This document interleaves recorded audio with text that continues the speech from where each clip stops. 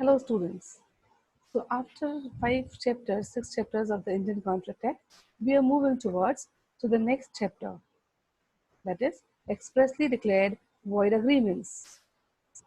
After this presentation, you will learn meaning of void agreements, meaning of expressly declared void agreements, and agreements expressly declared void by the law. Meaning of void agreements. So according to section 2G of Indian Contract Act, any agreement which is not enforceable by law is void. Such agreements do not have any existence in the eye of law. Thus they are void or nullified. Some agreements are ab initio, which means they are void right from the beginning. For example, agreements with the minor, agreements with unsound mind persons, or agreements with the person disqualified by the law. Some agreements become void after they formed because of some legal or physical impossibility to perform the agreements. They are called void contracts.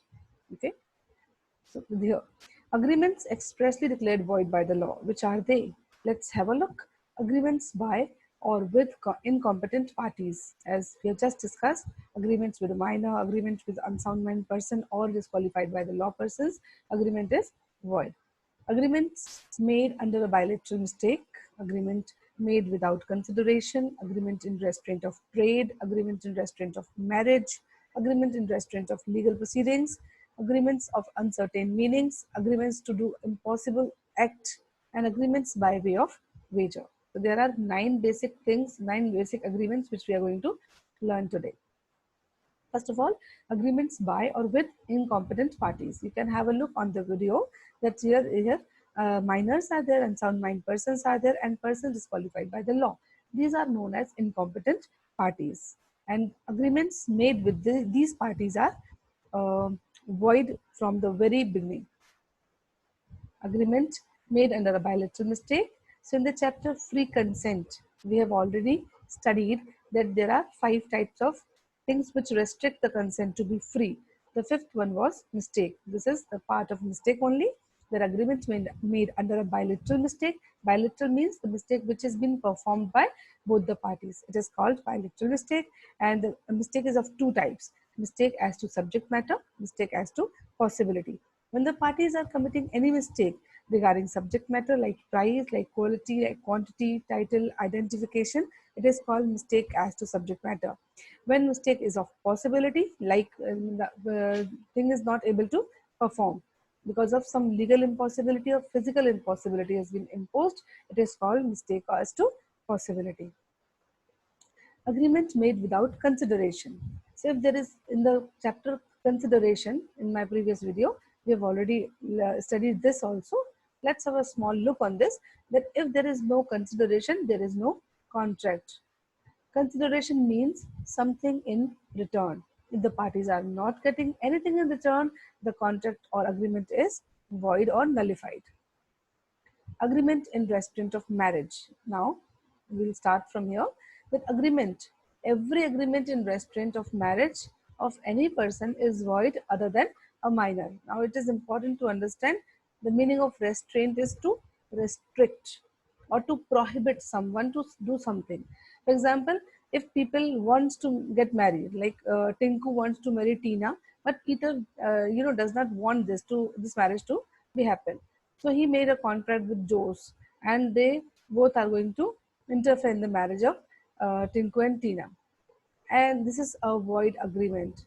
Why void and what is the effect of void would be? Let me make it very clear that if Jose does not come and interfere in the marriage of Tina and Tinku, Peter cannot claim on Jose that he has deceived him or he has broken the contract or he has not performed this contract. Understand? So this is called void agreement and the effect of void agreement, right? Agreement in restraint of trade. Section 27 says freedom of contract and freedom of trade assigned to everybody. According to Indian law, everybody is free to choose any type of profession, trade, or business. Therefore, any agreement dispossessing a person of this freedom is unlawful or void. So everybody can perform the trade they want to perform, they want to do.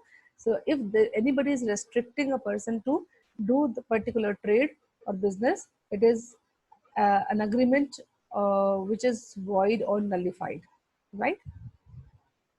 Agreement in restraint of legal proceedings. Section 28 says, when any of the parties restrict the other party to involve in any legal proceedings or prohibits him from enforcing his right under any legal proceedings, this contract will be void. So it's important to understand that legal proceedings, if not been performed, or somebody is prohibiting the other one to perform the legal proceedings, it is a void agreement. Like in the movies, you might have seen, party is going for uh, judgment, and at the day of judgment, one person is going towards the court and the other party does not want that person to enter into the court, and so that he is restricting the other one, or he is making a contract or agreement to other party to restrict the one.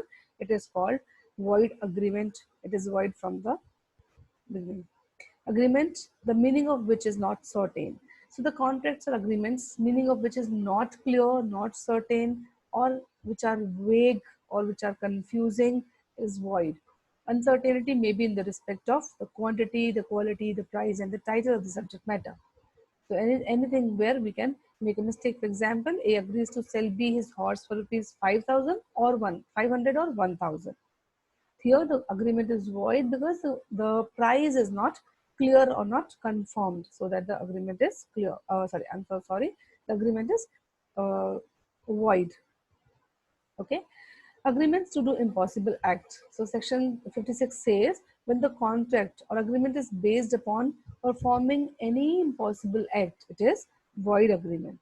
For example, A says to B that if he will bring sun on the earth if B pays him rupees 10,000. It is void agreement because he is committing towards an impossible act, and so that it is a void agreement. Agreement by way of wager. Wager means, first of all, we need to understand the meaning of wage. Wage is betting or gambling. You might have heard. So wager is a promise to give money or money's worth upon the determination of an uncertain event. Wager is also known as betting and gambling. X and Y both deposited with Z rupees 500 and betted on a cricket match. The result to be played between India and England. Condition was the loser will have to surrender his money to the winner. This is an agreement by way of wager. So two things we need to look upon this, like anything will be accepted which is money or money's worth. Only money and money's worth is acceptable in wagering.